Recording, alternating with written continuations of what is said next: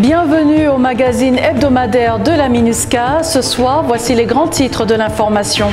50 experts pénitentiaires de la MINUSCA ont reçu la médaille des Nations Unies lors d'une cérémonie à Bangui. La ville de Bangassou a réceptionné un pont et un bâtiment administratif financé par la MINUSCA. La Cour d'appel de Bangui a procédé à sa première session criminelle pour l'année 2022. Et enfin, Valentine Rougwabiza, nouvelle chef de la MINUSCA, a débuté une série d'audiences auprès des autorités nationales et des membres du corps diplomatique. Bonsoir. 50, c'est le nombre d'experts pénitentiaires qui ont reçu une distinction honorifique pour leurs bons et loyaux services au sein de leurs entités. La cérémonie s'est déroulée en présence du ministre de la Justice centrafricaine, des représentantes spéciales adjointes du secrétaire général de l'ONU en République centrafricaine et des représentants de la police et de la force de la MINUSCA. Plus de détails dans ce reportage de Serge Koswaté et Constantin Goutendi. 50 casques bleus, experts pénitentiaires de la section des affaires judiciaires de la MINUSCA, en fin de mission en République centrafricaine, ont reçu le 21 avril la médaille des Nations Unies des mains du ministre d'État en charge de la justice, Arnaud Dubaï-Abazen, du commandant de l'état-major conjoint de Bangui, le général de brigade Aloyim Takuyandi, du chef de la composante police de la MINUSCA, le commissaire Christophe Bizimongu, du commandant de la force de la MINUSCA, le général Daniel Sidiki Traoré, des représentantes spéciales adjointes du secrétaire général de l'ONU en Centrafrique, Denise Brown et Lisbeth Cloutier, en présence des ambassadeurs et consuls accrédités en République centrafricaine. La distinction honorifique dont nous allons bientôt bénéficier est la preuve de la reconnaissance du devoir accompli conformément à la mission qui nous a été assignée. Elle suscite en nous à la fois un sentiment de fierté et de satisfaction qui nous motive davantage à donner le meilleur de nous-mêmes, aussi bien individuellement que collectivement. Cette décoration a pour objectif d'honorer les casques bleus pour le travail rendu et les sacrifices consentis au service de maintien de la paix dans le cadre de la protection de la population civile et de la restauration de l'autorité de l'État. Au nom du chef de la section, je dis à chacun de mes collègues concernés, merci pour tout ce que grâce à eux, notre section arrive à réaliser avec les moyens mis à notre disposition par l'organisation. Notre travail paraît parfois ingrat. Nous sommes parfois incompris. Mais au fond, parce que nous aimons notre travail, nous en tirons la satisfaction de servir la paix, servir l'homme dans certains aspects bien spécifiques de son être. La chef adjointe de la MINUSCA, Denise Brown, a apprécié le dévouement des officiers pénitentiaires spécialisés qui travaillent dans des conditions difficiles, 24 sur 24, 7 jours sur 7, pour prévenir les incidents et rétablir l'ordre dans les établissements pénitentiaires. Malgré ces défis, les officiers pénitentiaires n'ont pas cessé le travail. C'est pourquoi nous tous, au nom du leadership de la MINUSCA, on vous rend hommage pour ce travail important et crucial ayant contribué à l'amélioration de la situation sécuritaire dans le pays, en plus de l'amélioration des droits des personnes détenues en RCA. Au nom du secrétaire général des Nations Unies et de l'hiérarchie de la MINUSCA, on vous félicite, on vous remercie. Les officiers pénitentiaires sont déployés dans plusieurs établissements carcéraux dans les régions où ils travaillent aux côtés des personnels pénitentiaires nationaux. Ces équipes contribuent à reconstruire le système pénitentiaire centrafricain, maintenir l'ordre et la discipline au sein du centre pénitentiaire, garantir la sécurité et la sûreté des individus au sein de l'établissement pénitentiaire, assurer le respect des droits des personnes détenues, accompagner et favoriser la réinsertion professionnelle des détenus, ainsi appuyer, conseiller, assurer la formation et le monitoring aux agents pénitentiaires nationaux. Merci Serge et Constantin. Sachez qu'il vous sera possible de suivre une interview exclusive d'une officier pénitentiaire récipiendaire de cette médaille lors de la prochaine édition de votre magazine hebdomadaire. Elle parlera plus en détail de la mission et des accomplissements des officiers pénitentiaires en République centrafricaine. Direction à présent la ville de Bangassou qui a été le cadre d'une cérémonie de remise officielle d'un pont et d'un bâtiment administratif aux autorités locales. Ces projets, réalisés avec l'appui financier de la MINUSCA, visent à favoriser la libre circulation des populations et des biens ainsi que de l'extension de l'autorité de l'État. Plus de détails dans ce reportage de Serge Bilika et d'Ingrid Swimbo. Le 15 avril 2022, la ville de Bangassou a été le cadre d'une cérémonie de remise officielle d'un pont reliant la population du quartier Bangui-Ville à celle du quartier Tokoyo et d'un bâtiment de 12 bureaux au bénéfice des directeurs régionaux de la fonction publique de la région du Sud-Est.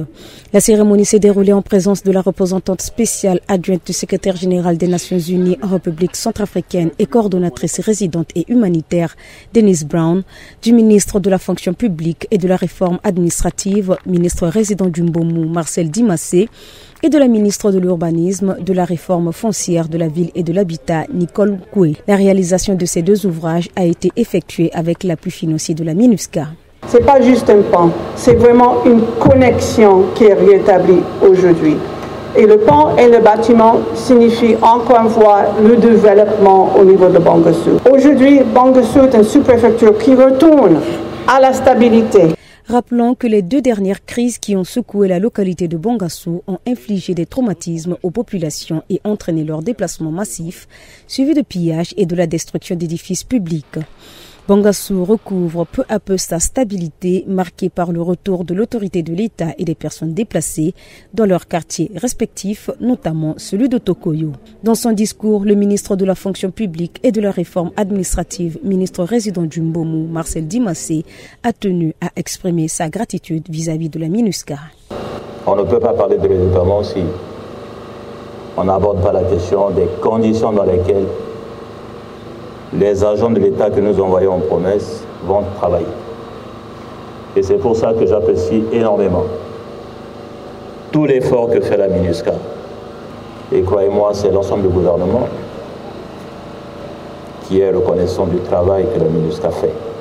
Le financement de la MINUSCA pour la réalisation de ces ouvrages dans le cadre des projets à impact rapide et dont la mise en œuvre a été assurée par le contingent pakistanais s'élève à un montant de près de 25 millions de francs CFA. De 2014 jusqu'à avril 2022, la MINUSCA a mis en œuvre 672 projets à impact rapide sur toute l'étendue du territoire centrafricain, dont 33 dans la préfecture du Mbomou. Merci Ingrid et Serge.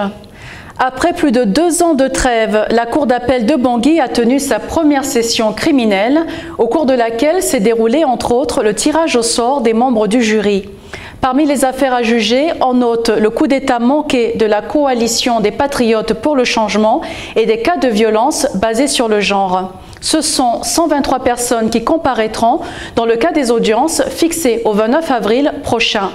Plus de détails dans ce reportage de Désiré Yangou et Loïc Goto. La Cour d'appel de Bangui a tenu sa première session criminelle le 19 avril 2022. Cette audience a permis à la Cour, entre autres, de commettre d'office des avocats selon les règles du Code de la procédure pénale en matière criminelle aux prévenus qui n'en ont pas et de tirer au sort les membres du jury. Cette session criminelle de 20 jours permettra de juger les présumés auteurs, co-auteurs et complices des graves violations des droits humains ainsi que celles portant sur les violences basées sur le genre. Ce sont pour cette première session 123 prévenus, dont 3 femmes, 3 anciens ministres et un général des forces armées centrafricaines qui passeront à la barre. La MINUSCA apporte un appui financier, logistique et sécuritaire lors du transfèrement des prévenus des maisons carcérales à la Cour et assure également la retransmission du procès en direct sur la radio des Nations Unies Guira FM. Merci Loïc et Désiré. Nommée le 23 février par le secrétaire général de l'ONU Antonio Guterres, la nouvelle chef de la MINUSCA, Valentine Rugwabiza, a pris ses fonctions à Bangui en avril 2022. Afin de prendre contact avec les autorités nationales et échanger sur les questions de coopération et d'appui de la mission, elle a entamé une série d'audiences auprès de ces dernières. Reportage de Crispin Dembasakete, Geoffroy Bantas-Bata et Serge Bilika. Valentine Rugwabiza, représentante spéciale du secrétaire général de l'ONU en République centrafricaine et chef de la MINUSCA, a entamé une série d'audiences auprès des autorités nationales dans le cadre de sa prise de fonction officielle dans le pays. L'une des premières étapes de ces visites a été marquée par un entretien avec le président de la République, Faustin Archange Touadéra. Valentine Rugwabiza a aussi rencontré la ministre des Affaires étrangères, Sylvie Baipotémon. Au cours de leurs échanges, elle a réitéré le soutien de la mission, y compris par l'utilisation de toutes les ressources nécessaires pour assurer la sécurité et la stabilité en République centrafricaine. La chef de la MINUSCA a également débuté des rencontres auprès des membres du corps diplomatique, dont le représentant de l'Union africaine en République centrafricaine, l'ambassadeur Bertino Mathias Matondo, afin d'échanger sur les sujets d'intérêt commun entre les deux institutions. La coopération entre les Nations Unies et l'Union africaine a toujours été très agissante. Donc même quelques années avant, avec les autres représentants spéciaux qui étaient là, et du côté de la MINUSCA et du côté de l'Union africaine, la coopération a toujours été très bonne. On se complémente, et surtout que nous, par rapport à l'accord, nous, Union africaine et la CAC, nous sommes les garants, mais la MINUSCA est un des facilitateurs le plus important de la mise en œuvre de l'accord. Donc, c'est sur tout cela qu'on a échangé. Arrivé à Bangui le 17 avril, suite à sa nomination en février dernier par Antonio Guterres, secrétaire général de l'ONU, Valentine Rugwabiza a reçu les honneurs militaires le 18 avril 2022 au quartier général de la MINUSCA lors d'une cérémonie marquant ainsi officiellement sa prise de fonction à la tête de la mission. La représentante spéciale du secrétaire général de l'ONU en République centrafricaine, Valentine Rugwabiza, poursuit sa série d'audiences auprès des autorités nationales. C'est dans ce contexte qu'elle a rencontré la présidente de la Cour constitutionnelle, Danielle Darlan, le 22 avril 2022 à Bangui.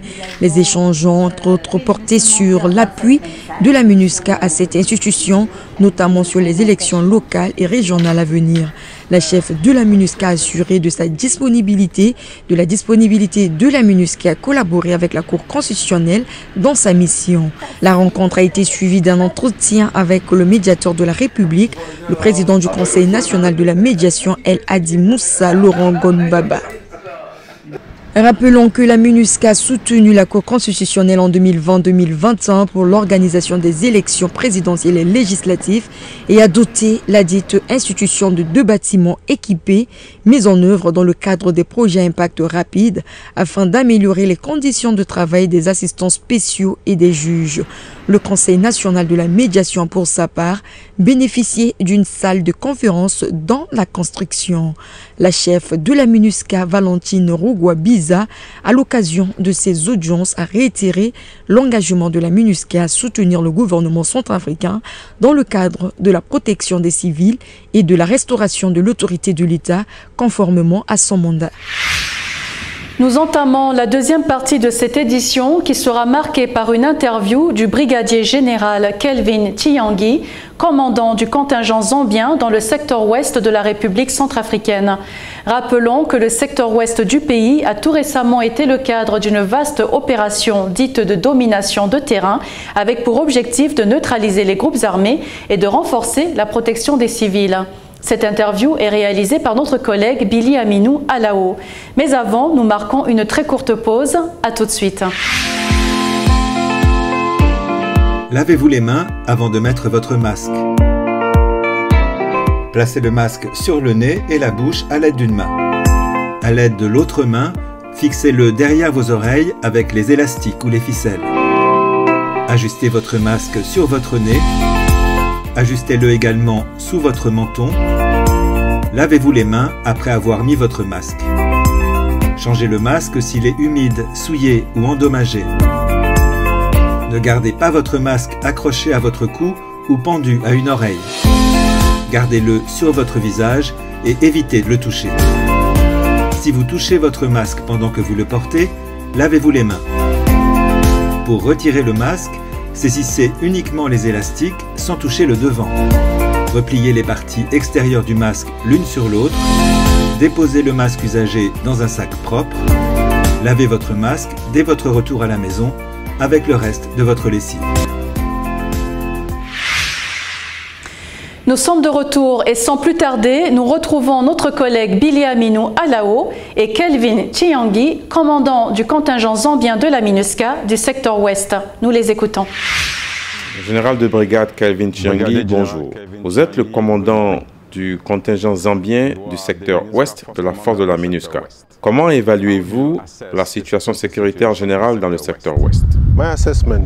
Ce que je peux dire sur la situation générale en matière de sécurité dans le secteur ouest est qu'elle est tendue et imprévisible. Elle est tendue en raison des activités des groupes armés et des menaces que constituent les engins explosifs qui existent dans le secteur ouest. Elle est également tendue en raison des conflits qui surgissent à la suite des migrations dues à la transhumance dans le secteur ouest.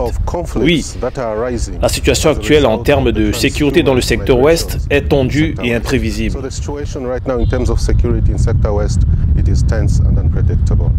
Quel est le but de la démonstration de force que la force de la MINUSCA effectue régulièrement dans cette région? La protection des civils dans le secteur ouest est assurée par les moyens suivants.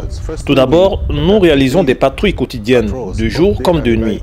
Lorsque nous nous rendons dans les communautés pour assurer leur protection et ainsi dissuader les éléments des groupes armés. Dans le même temps, nous procédons au déminage sur les routes. Nous sortons donc avec nos équipes de déminage et nous nettoyons tous les accès en éliminant les menaces présentes sur nos zones de responsabilité, afin qu'elles ne nuisent pas aux civils. Voilà donc les activités que nous menons dans le secteur ouest. La force de la MINUSCA et les forces de défense et de sécurité intérieure centrafricaines collaborent-elles sur le terrain? Ont-elles un plan coordonné sur le terrain? J'ai mentionné au cours du dernier mois et demi, nous avons mené une mission conjointe de domination de zone avec nos collègues des forces armées centrafricaines ainsi qu'avec les forces de sécurité intérieure. Nous effectuons des patrouilles conjointes afin de protéger les civils. Nous effectuons également des exercices conjoints pour éliminer les menaces créées par les engins explosifs. Nos collègues des FACA effectuent des exercices avec nous. Nous enlevons les mines ensemble et nous assurons également la sécurité de nos équipes qui procèdent au déminage, surtout pendant les exercices. Nous faisons cela avec nos collègues des FACA et des forces de sécurité intérieure. Commandant, auparavant, nos bases ont fait face dans cette région à des afflux de personnes déplacées internes pendant les périodes de conflit. Est-ce que cela peut être interprété comme un signe de confiance et de reconnaissance de la part de ces populations? Cela a beaucoup de sens et l'afflux de la population locale vers les camps de la MINUSCA s'est produit même récemment à Buka, pendant la mission de domination de zones conjointes que nous avons menée là-bas. La population locale s'est réfugiée dans le camp de la MINUSCA pour se protéger et elle l'a fait parce qu'elle a confiance en la capacité de la MINUSCA à la protéger. Elle a confiance et lorsqu'elle vient vers le camp de la MINUSCA, elle est en mesure de recevoir l'aide dont elle a besoin. Et c'est ce qui s'est passé il y a quelques semaines à Buka, où nous avons accueilli les civils en leur donnant la protection dont ils ont eu besoin. Et avec nos autres partenaires humanitaires, nous avons pu également les soutenir en leur procurant des vêtements, de la nourriture, des soins médicaux, etc. Cela montre donc la confiance que la population a envers la MINUSCA. Existe-t-il des voies de communication directes avec les groupes armés de la région, en envisageant par exemple une approche diplomatique pour les amener à la table de négociation? À mon niveau, en tant que commandant de secteur, je ne suis pas habilité à discuter avec les groupes armés. Ces discussions reviennent au commandant de la force, à Bangui, ainsi qu'au représentant spécial du secrétaire général de l'ONU. Cela se situe au niveau politique, mais à mon niveau, en tant que commandant de secteur, cela n'est pas de mon ressort. Mon commandant, revenons un peu à votre collaboration, comme vous le dites, avec les forces de défense centrafricaines. Pensez-vous qu'il existe des preuves tangibles des résultats de cette interaction entre elles? Je veux dire, entre la MINUSCA et ses forces? Oui, il y a beaucoup de réalisations que nous avons accomplies avec les FACA, ainsi qu'avec les forces de sécurité intérieure. J'ai expliqué que nous avons procédé à l'élimination des menaces liées aux engins explosifs. Nous effectuons des patrouilles ensemble et la population locale nous a vus effectuer ces patrouilles ensemble. Et par conséquent, cela a créé la confiance dans la population locale et ses propres forces de sécurité, les FACA, ont ses propres forces de sécurité intérieure. Les relations se sont améliorées avec elles, y compris avec celles de la MINUSCA. Donc oui, il y a un bon résultat à ce niveau.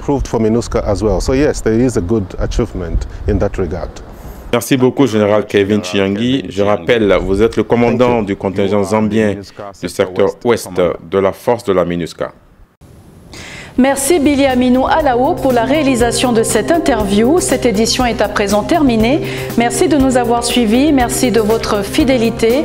Au plaisir de vous retrouver très prochainement et d'ici là, prenez bien soin de vous. Au revoir.